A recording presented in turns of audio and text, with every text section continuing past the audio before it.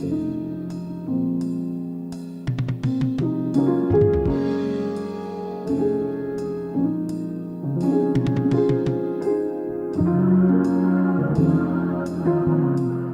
today's episode of After Rehearsal Behind the Music, we have the wonderful opportunity to sit down with Miss Mayia Warren from Raleigh, North Carolina, an independent gospel artist, and we get to learn about her heart, her story, her inspiration, and all of the things about her music and her life. Super excited to show you all the great things that we've been able to take a look at. And now, without any further ado, Mayia Warren, here we go. You are my first interview that I'm capturing, and super excited for this. Friday was an incredible success. People are still talking about your song, Pass Me Not, and just excited to really dive into this conversation and see what all comes of it. So, once again, I appreciate your time. Absolutely. Thank you for having me. Firstly, Mayia, your music carries such musical strength and sincerity. What role has faith played in shaping not just your sound, but your perspective and outlook as an artist? Yeah, my faith in Jesus has been very instrumental. Um, First and foremost, most people don't know this is even though I've been singing and writing music basically my whole life, that wasn't my aspiration. That's right. um, my aspiration was not to be an artist. I actually went to college to become a physical therapist. Okay. Because I had a heart for walking alongside people and rehabilitating people. I have several chronic illnesses, and one of them predisposes me to injury quite frequently. I've had over 40 plus injuries, and Oh, wow. from my frequent time in physical therapy, I was like, wow, I really would love to come alongside people in their journey as their bodies being restored in a physical sense. Yes. And so it wasn't until I was getting ready to graduate, and I felt like God was calling me to like forsake all of that and start a podcast and trust him and to go into full-time disability advocacy. And I had been in disability advocacy since the 8th grade, but I was like, Lord, ain't no consistency with income in that. Yeah. You know, I'm just, I love that, but it's not necessarily something that would lend itself to what I thought to be a career. I was wrong. God had other plans, and so Always does. I scheduled to call my mentors, and they were like, "Just do what God said," and I was like, "Okay." Yeah.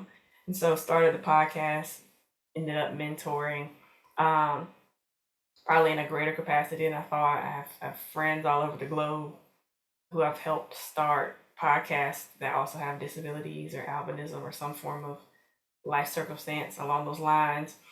And it wasn't until December of 2023. I'm still living with my kingdom family at the time, and for some reason, God just kept speaking through my kingdom family like you need to do an album release event.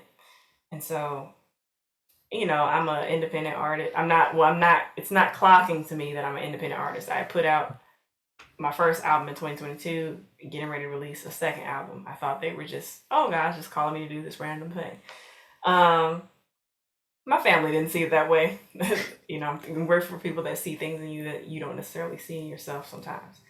And God was like, launch the fundraiser. And my birthday fell on the Wednesday. I had launched the fundraiser on Monday. By my birthday, the full amount was raised. Come And on. like the second time I've only ever heard the audible voice of God was in that instance when he was like, I need you to take this serious. And I was like, okay, this is on you, Lord. You care about your name, you care about your reputation. So if you telling me to do this, like, Right. okay, I'm not sure how I'm supposed to show up given my physical conditions, but I trust you. So the short of the long of it is like my faith plays such a deep role that I wouldn't be doing what I'm doing now if it wasn't a part of my life. I wouldn't be talking to you. I wouldn't be putting out music. Right. I wouldn't be traveling and doing all the things that I'm doing if my faith in God was not my foundation. So yeah. I love that. I love that. So tell me a little bit more about You mentioned disability advocacy. What are some different specific things for people and that may be watching that may not know specifically what goes into disability advocacy, but also how they can support and continue to help you to advocate? Yeah, so I started advocating in the disability space in the eighth grade, predominantly around albinism, which is not a disability in and of itself, but it is a medical condition that's often understood. And basically, it's why I present as a bit of a highlighter, even though I am a Black woman. I have no pigment in my eyes, hair, and skin. In addition to movement in my eyes involuntarily called nystagmus. And that's all from albinism, and that's where my vision impairment or legal blindness comes from. But I also have other conditions. And so what started out as just disability advocacy, and this was around the time I still hated people because of the trauma that I navigated growing up. Over time, God began to change my heart, and as I developed more severe symptoms from other conditions, doors opened for me to advocate in those arenas too. So disability advocacy for some people, I think now it's popularized as a career. It wasn't when I started. But when I say disability advocacy, I'm in the trenches, serving alongside nonprofits, um, helping them have better outreach. There's a lot of nonprofits that have a lot of valuable services, but people just don't know about them. And so when it comes to nonprofit collaborations, I'm typically prayerful about who to collaborate with, and I go in and help, with their processes, maybe help them with the content they're trying to create to reach families. Absolutely. And so with that, I get to travel sometimes, speaking engagements, consultations, and so that has branched out over the years into trauma advocacy as well as foster care advocacy. So I serve on two nonprofit boards, one for foster care and one for an organization called ECAC that helps families that have children with disabilities from ages 0 to 26. And in every state is federally mandated to have what we call a parent training information center that helps families navigating that particular circumstance. I love that. I love that. And I think the oftentimes the things that we go through end up becoming the greatest burden of what we carry as we help others to navigate through.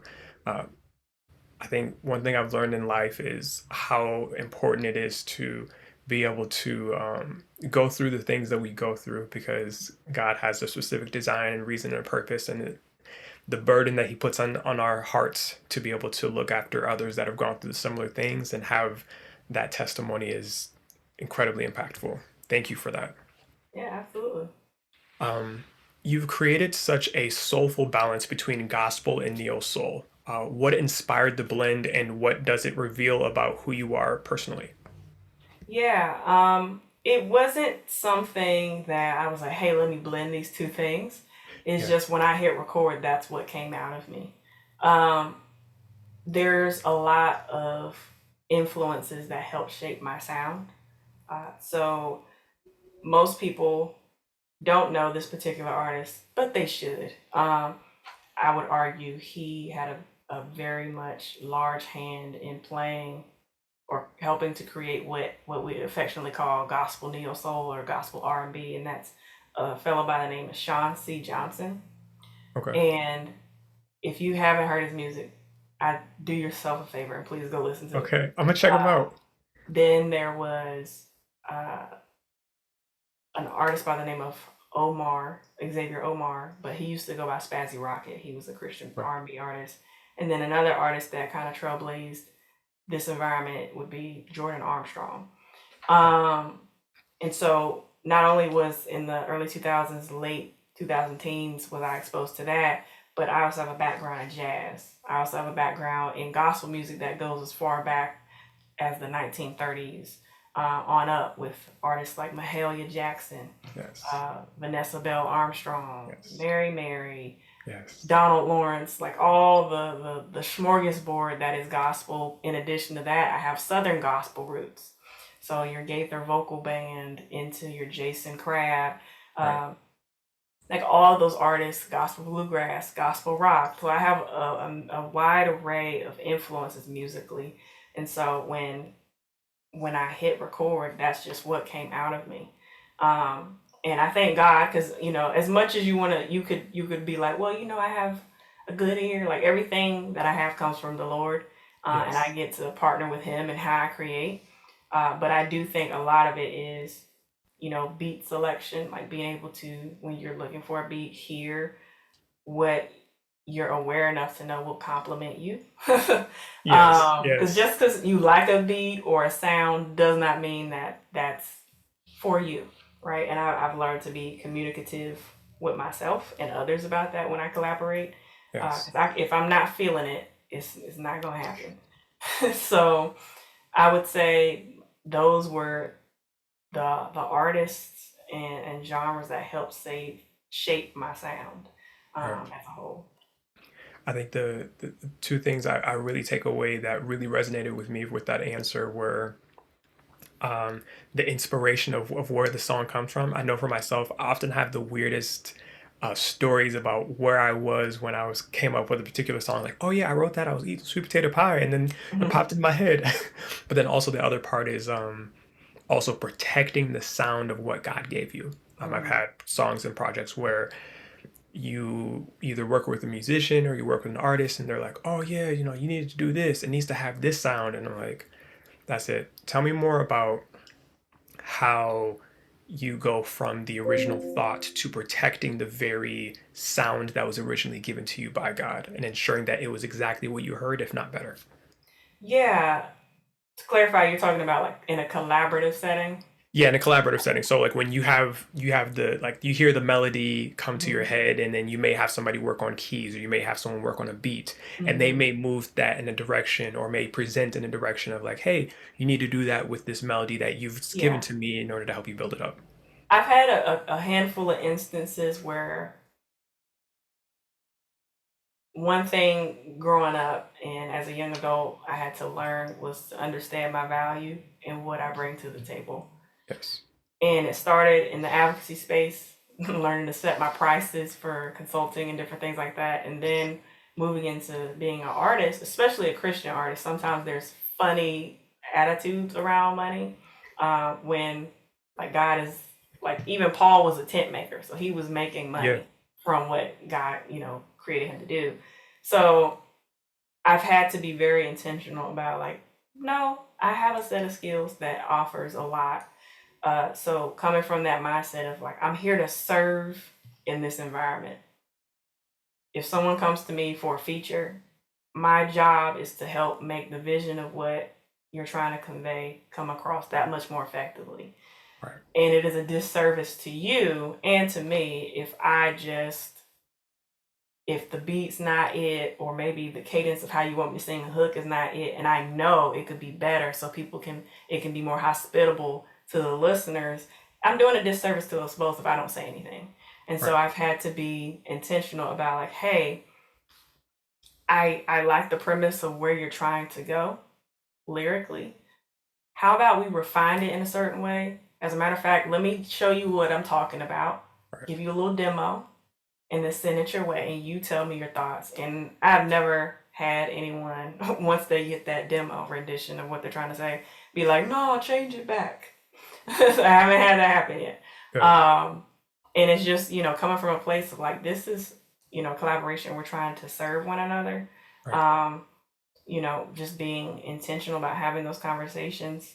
And it's teamwork, right? Yes. I don't really like, especially I work a lot with Christian hip hop artists, so I'm not gonna critique their verse.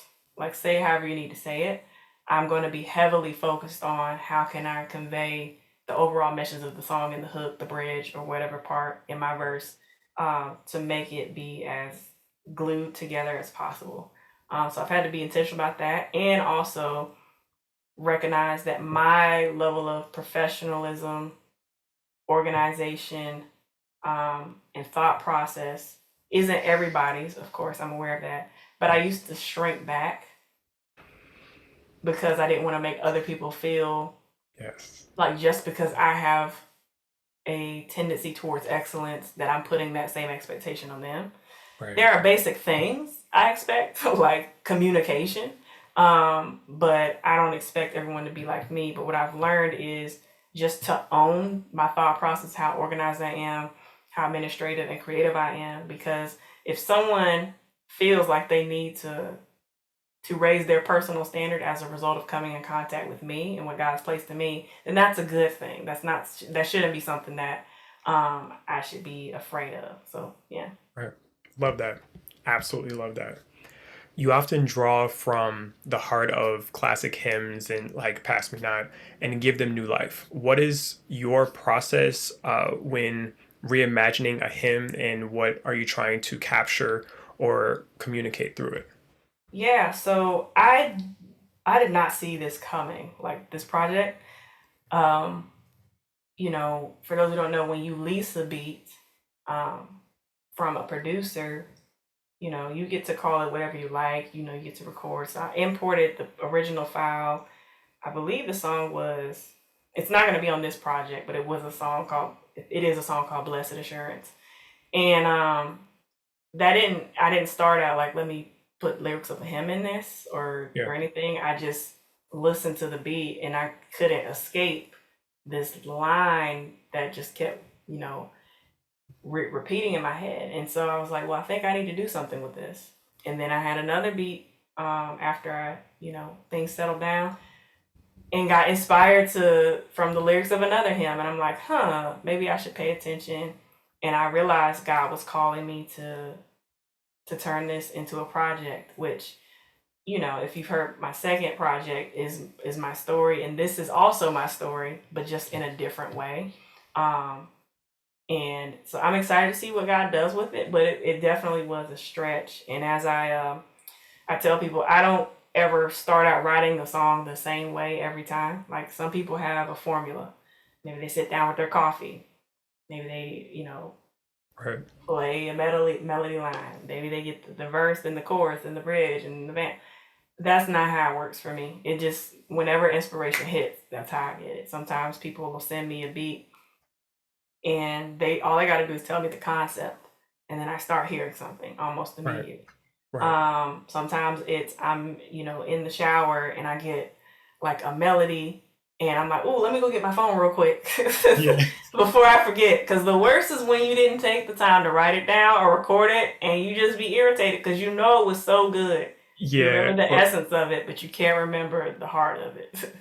Or you're in the bed and you're like, where is it? Where's your Yeah. like, okay, voice memo? Like, And I've had some voice memos where I was laying down and it's the middle of the night and I'm trying to do like the mumble, get it out, and then I wake up and listen to it. I'm like, what did what I is that? say? What is that? I'm like, no, that was not how that was supposed to sound at all. I've had to now uh kind of say out what I believe the BPM is, Mm-hmm. what the key is. I'll call out the chord structure. I'll hum it just so when I come back into it, I'm like, okay, this is what it is. Yep. All right. And I'm like, okay, I think it's coming back to me. But other than that, like, I know that it's, well. I play guitar yeah, as well, and so like I might be messing around, come up with a chord progression that I really like. If I don't write it down or at least record me playing it and say the chords, it's it's gonna be gone. gone. It's gone. As an independent artist, there's a lot of building. Naturally, we both know that. Mm-hmm. Um, Building, learning, and trusting involved. What have been some of the biggest lessons or surprises that you've learned along the way? Yeah, I will say God has a way of placing people in your life that have the capacity to see things in you that you don't see, who dream bigger than you can. Like, and one of those peoples is my kingdom mom. Her name is Kina Dockery, and not only does she help me find gigs, help me, she helps style me along with her daughter Alyssa. Um, they're very involved, especially in terms of PR and helping me uh, expand my expectations of things. And so, from a building perspective, just being surrounded by people who hold you accountable to what God's called you to do, who hold you accountable to who you are, right? And who reflect that back to you, right? And so it's been very interesting to see as I continue to grow who God sends, and I never assume what interactions are going to yield. I have no expectation whatsoever, other than that God will write a better story than I ever could. But it is something that people don't talk about uh, enough is networking. Yes. And when I fully stepped into this calling, like I didn't realize, oh, nobody tells you that networking is what you do, right? Networking with peers, maybe who are at the same stage, people who might be a season ahead of you, people who are more established, whatever the case might be. Nobody tells you, oh, you need to actually go to events and whatnot. Now, thankfully, my Kingdom family told me that, but I noticed that that's not information that gets readily like communicated a lot. Um, and so through that, kind of taking risks and stepping out on faith and traveling and trusting God to meet my needs financially has been interesting to see, right? Because even, fundraising and crowdfunding, someone in my community was like, hey, you need to be at the Dove Awards. And I'm like, oh, yeah, okay. Then they said it again, and then my Kingdom family started saying it, and I'm like, okay, well, maybe there might be something to this. Right. And so, as a result of their communication of that, I was like, okay, Lord, is this something I should even be looking at? And he was like, yeah, fundraise for it. And I was like, okay. Mind you, I mentioned the previous fundraiser I did. So who am I to not trust him, right? Right. So within 16 days, the full amount was raised for me to be a part of the Dove Awards fan experience. And so Come on. the biggest thing that I've learned is just the value of interdependence. Most listeners and fans don't realize what power you mentioning an artist that you like to your church when they're looking for an artist to perform for an event or someone to lead worship, right? That word of mouth goes a long way because I certainly can't do it all by myself. And so it just helps Right. in a lot of ways to recognize that interdependence is a part of this and trusting that God will send people as you do the legwork on your end. Right. That's beautiful. Every artist face valleys and setbacks. Can you share a time when you felt at your lowest and what lesson or truth helped you rise from that space? Yeah. With this current project, there have been a lot of, I'm going to say air quote setbacks. Um, and I say that because even when I was working on wrapping up recording for it, I generally have a quick turnaround, but November of last year I got sick. And when I get sick is compounded because I have multiple chronic illnesses. So whatever you imagine a regular sinus infection feeling like, multiply that times 10. Then I got sick in December. Then I got sick in January. Here I am. I just received this amazing opportunity in by way of an artist grant, and I'm not able to fully go full throttle because my body is just it's not able to catch up to being sick that many times. And so I was really frustrated. And it's funny, like, some people I guess can put out songs that are maybe not as close to home for them. For whatever reason, I've just never been in that position. Every song I put out is close to home in some way, shape, or form. And so we get to May, production slowing down. I finally find a new sound engineer because the one I was gonna use that I've used for my two projects prior was getting married, so he was busy. So a lot of changes, a lot of Yes. setbacks, and then I needed, a church to film at for some of the content. Called for 7 months, could not find one. So just different things like that. And everybody has their struggles, but mine has been a proclivity towards control, right? Or at least the illusion of it. And Right. you'll hear me talk about that in my music because that is just I'm learning and growing in that area of trusting God and letting go of control. And so That's a for journey me, within itself. it really took a lot. Like there was one point, it might have been 2 months ago, where I was just considering refunding the grant organization their money back and just shelving it and never letting it see the light of day and pretending like it never happened. Because that's how in despair and frustrated I was. Um, and for me, it was like, man, you know, things aren't lining up from a time perspective. It's been 5 months. I'm still having back and forth with the sound engineer. I'm like, Lord, did I hear you wrong?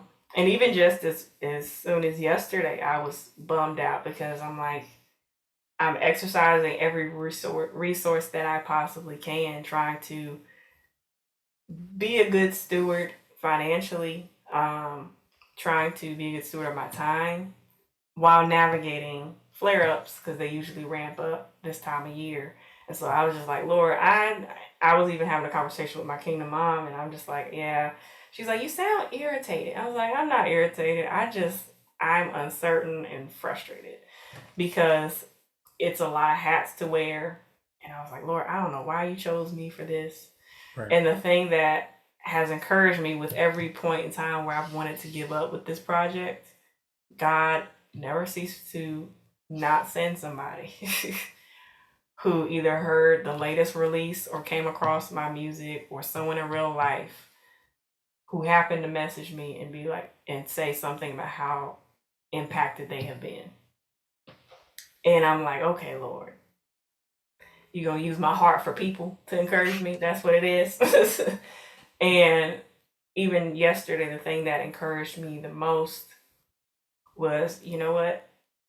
This doesn't feel the best, but I can't add any more to this project if I'm worrying, you know. And I'm actually working on a collaboration and it's talking about worry.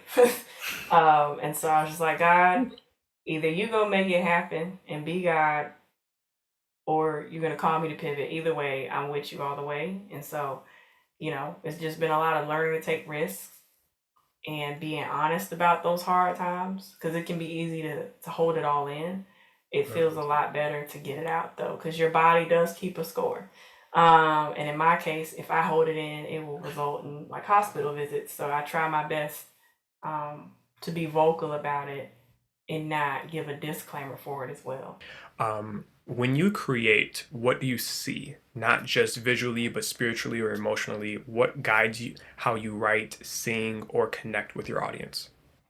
Yeah, the best way I can describe it is when I get inspired, I hear whole bands in my head.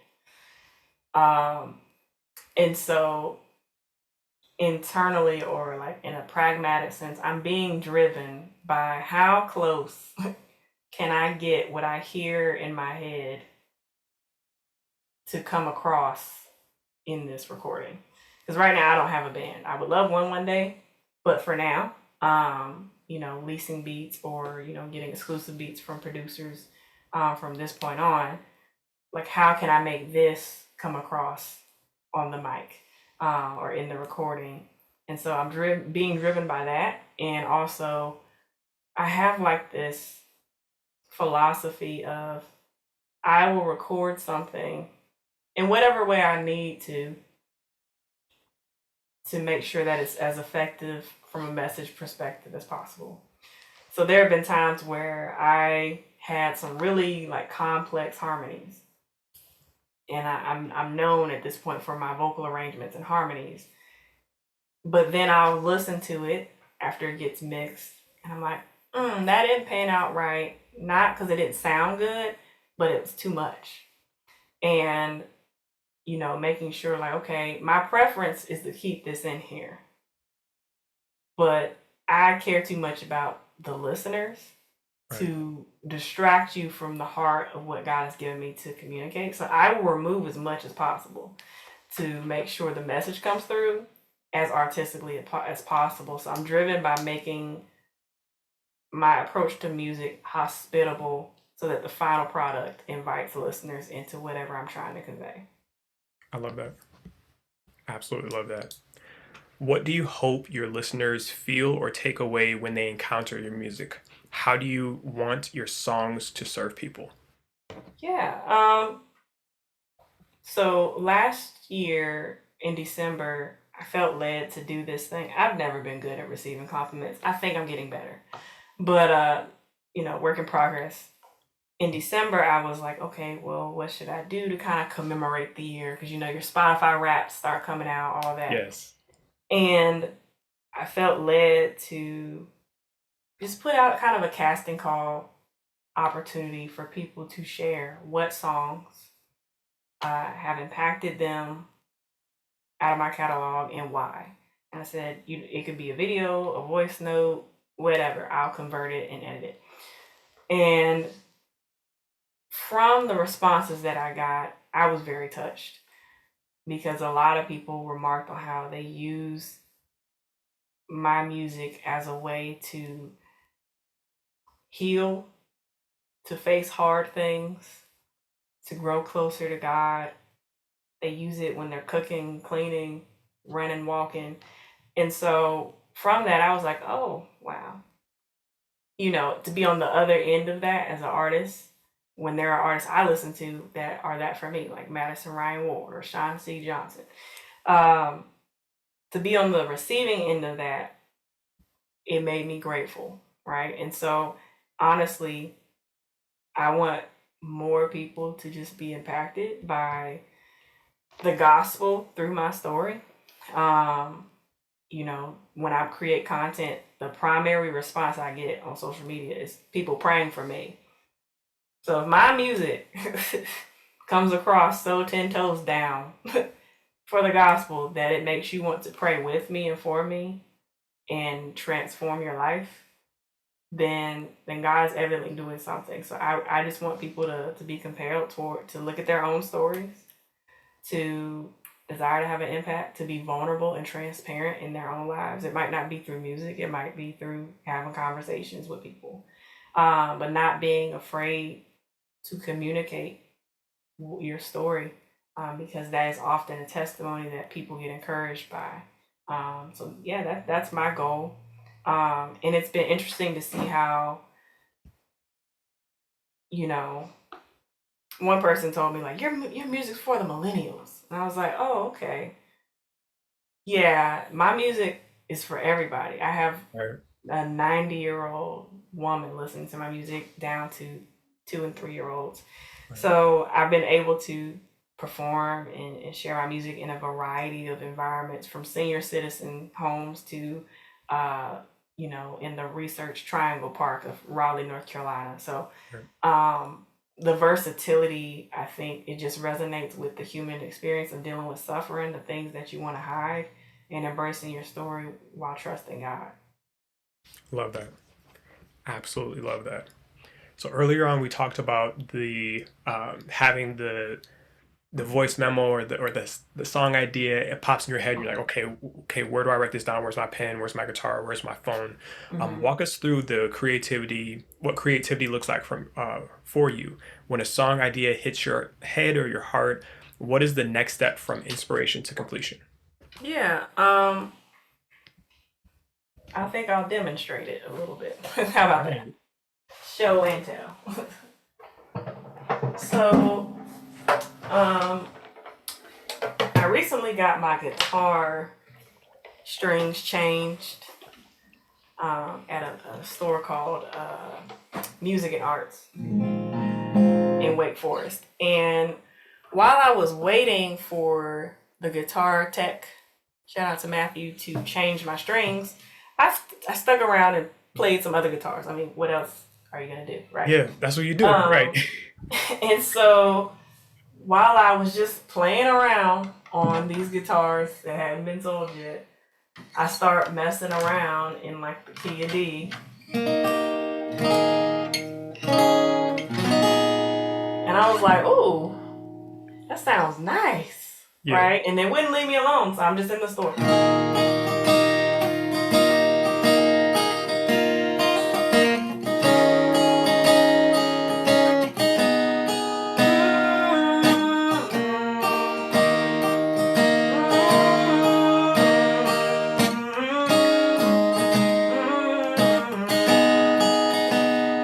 Melody came. And so I was like, okay, I leave the store. Don't think anything of it. I didn't write it down, didn't record or nothing. And I get home and I can't shake that chord progression for the life of me. And given all that's been going on in the world, this year I've probably written dozens of songs, most of them acoustic. So I believe an acoustic project will be on the way shortly. Let's go. And the whole tone and the feel of those chords is like a level of, you've got like the major into a suspended D, then you've got the, what I would call like maybe a E9 into a G minor 7. Right. And so that G minor 7 kind of gives you this bluesy but like ache, right? So a lot of times when I'm listening to a beat or even playing chords, what is the call to emotion that these chords elicit together? And so thinking about my own life and being an artist, like the main thing that I want is just to hear well done. Like I want to know that I was a good and faithful servant. And so the chords led me to that progression or that lyric. I just want to hear well done, thy good and faithful servant. One day it will be worth it when I see you face to face. Well done. I'm focused on the mission, serving, living, giving till the day of your return. Well done. And then I ended up playing that for the next 30 minutes while it was, ministering to me. Yes. And I ended up getting more of the song. So that's generally how my process goes. With guitar or releasing a beat, what is that emotion? Yeah. Usually it's directed towards a pain point or something that I'm feeling as a response to something external as well as internal. And then usually if it's sorrowful, there's an inflection point like in the Psalms. If it is a chill, upbeat thing, well, what is the conviction or the message to take out of that as well? Last few questions here. In the digital, often fast-paced music space, how do you stay centered spiritually and true to your purpose as a gospel artist? The biggest thing is understanding my why. I have a life's mission statement. Basically, I exist to communicate the gospel through advocacy, art, and service. So everything that I do, whether it's serving on a nonprofit board or sharing my songs in a nonprofit or a church space or on the street when I go busking, all those things fit, right? The service element, I love serving. We host people at our home all the time. I host worship nights at our house. In addition to serving those who are unhoused or in transition in a housing sense. So that's my life's mission statement. And with that, it guides me in how I engage in real life and online. And I make that distinction because sometimes people forget that what's online isn't real life all the time. Yes. It's snapshots. Real life is putting on makeup before you hop on a Zoom call. Right. Snapshots are seeing, the made up version of yourself, And so for me, understanding my why, God called me to social media. For those who don't know, I didn't have social media until I was in college in 2019. Because one, I didn't really care for it, didn't want it, I didn't see a need for it. But what God did is while I was in summer school navigating some flare-ups, God was like, I want you to start a YouTube channel. I was like, Lord, you just picked my lowest moments to call me to do stuff. Start a YouTube channel, create a Facebook and Instagram account, and my job, he was like, I want you to encourage. I want you to exhort, and I want you to do that through music and the ways that I lead you. And that's how I ended up on social media. Now I've left and come back a couple times because people be peopling, and it's just a lot to take on when you are empathetic, especially as an advocate. But I've since learned, and I'm learning how to be present in a space that God calls you to, like social media, without taking on the entire burden of the world, because we were never meant to care about everything. No. And so that's been helpful. Of course, accountability. There have been days I shared with someone recently. I created a video talking about the behind the scenes of my song Sustainer.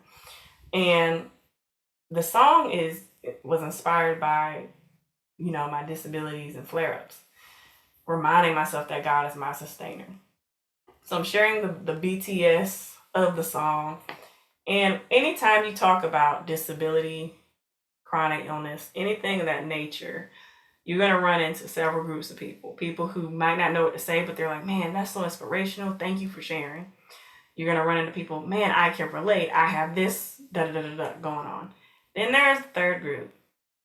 I'm not necessarily particularly a fan of the third group. And the third group is the name it, claim it group.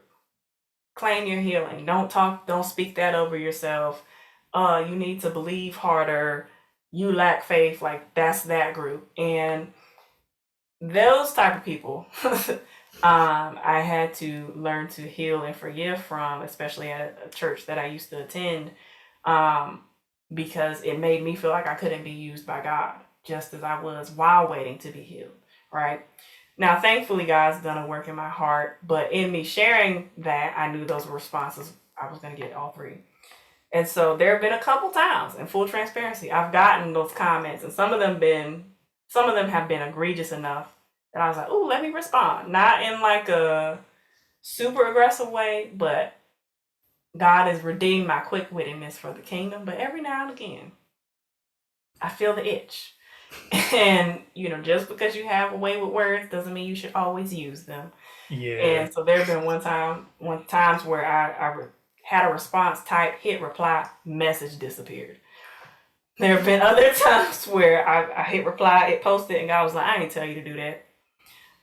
And so I've told that to my kingdom family, and they're like, nah, just don't even respond. So it helps to have people around you, Right. to keep you focused on your why. Like, no, we are not responding to that type of energy. Don't give it the time of day. Just focus on what God's called you to do, post, engage, and then keep it at that.